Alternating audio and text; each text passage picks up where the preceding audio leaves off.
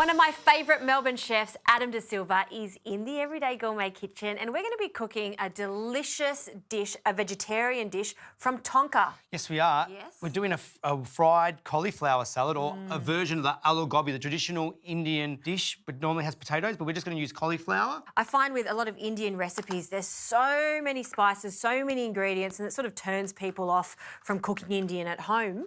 But with this recipe, you can see there's only 3 spices and a few ingredients, so it's actually quite appealing. Correct. Super simple. Yeah. You can have it in the pantry. So we've got some garam masala, which is like your everyday spice. You've got some fenugreek powder, which is a bit more of an exotic spice, and you've got some dry mango powder, which is even more exotic. They just kind of just round each other out. Yes. So if you don't like cauliflower, because like for some, I don't know, sometimes kids don't like cauliflower, you can use broccoli as well. Okay.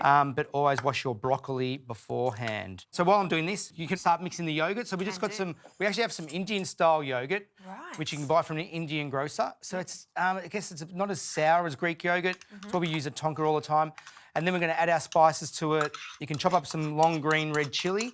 And now, like, the long green red chilies are actually spicier than the red chilies. Okay. Green's always hot. And the difference between a long green chilli and a long red chilli is that the green chilli spends less time on the vine and the red stays longer. Just like the red and green capsicums. So that's the only difference. They're not two separate plants, they're the same. So A wealth of knowledge from you, as always. an encyclopedia. I'm a walking encyclopedia. You are. So what we're going to do next, we're actually just going to start frying the cauliflower. Okay. It's so delicious. Anything fried always tastes delicious. So I guess, you know, my kind of motto is if in doubt, crumb it and deep fry it, or just deep fry it. I like that idea. So be very careful when you are deep frying, just to slide it into the wok if you don't have a deep fryer at home. Yep. Because otherwise it will splash up against you. And what temperature is that oil? The temperature, we're hoping to have around 180 degrees. Don't overload your wok either. Just do it in small amounts. There's something about cauliflower when you deep fry it, it just transforms. It's like buttery, sweet. It is, it's delicious. It's so good. So we're just going to add a few more, and this is going to take about 4 to 5 minutes. Once they become nice and caramelised, you kind of know when they're ready. Okay. So we'll reserve that rest of the cauliflower for another time. But now we're going to do the humble pomegranate, which is Middle Eastern, a lot of Indian cooking. So I'm going to show you a little trick that I teach all the apprentices when they first walk into the Tonka kitchen, how to de-seed a pomegranate. Yes. So that's why I'm also wearing a dark top, because I don't want to get any on me. Better stand away then. So just piercing the outside skin like that. Don't cut through. You don't want to bleed the seeds. Yes. And then just jiggle it open like this.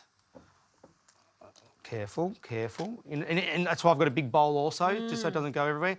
And look at those, like just beautiful little jewels. They are, aren't they? Amazing. Like, I love pomegranate. It's just become a bit of a labour of love. You know, like I could just eat a bowl of pomegranate. It's got a really nice texture to it. So sweet. Then you just being still very careful, facing down, just break the skin a bit. Yeah. The flesh, and just open it up. And in a big bowl, grabbing a wooden spoon, just give it a light little love tap. Yeah. Just like a little tap on the shoulder. Or a little smack on the bum with a wooden spoon. But this is the best way to do it. And I love how you're doing it in a bowl as opposed to on a board, because it stains a lot. So do it in a bowl like this is the best way. So whilst I'm just finishing the pomegranate, I'm going to pick some beautiful fresh mint. I've got some garden mint there. From your garden? From my garden, correct. Smells even better when it's been freshly picked. I love my mint, and then we're going to tear that up and put that into our flavoured yoghurt. You can never have enough mint. Okay. So here we have our cauliflower.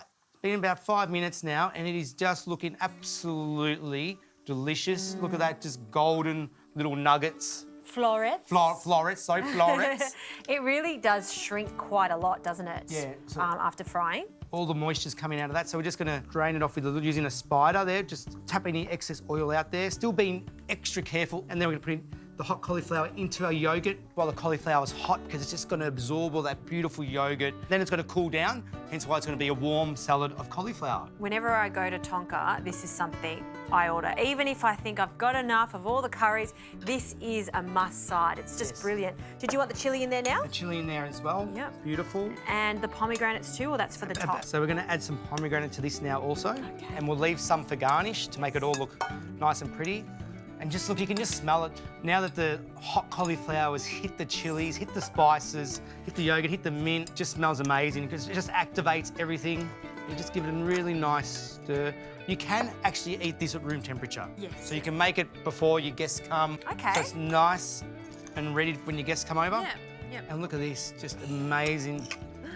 You know, and I like how it's all broken up a bit like that as well. I think the one thing to remember with this recipe is as soon as it's cooked, straight from the oil, drain it and into the yoghurt so it really absorbs all of those flavours. Correct, and you can see here it's just stunken into that yoghurt. Yeah, look, and you know how much I love fried food, so... And now just a bit more mint on top. A bit more mint on top. There you go, amazing. Tearing. You're torn. I'm torn. Oh, and it just looks beautiful too, doesn't it? Smells delicious, look at that. Better have a taste then, hey? Please do. Just over here. That is the best cauliflower you're ever going to taste, and the best thing about it, it's so easy to do. Cheers, Adam. Thank you.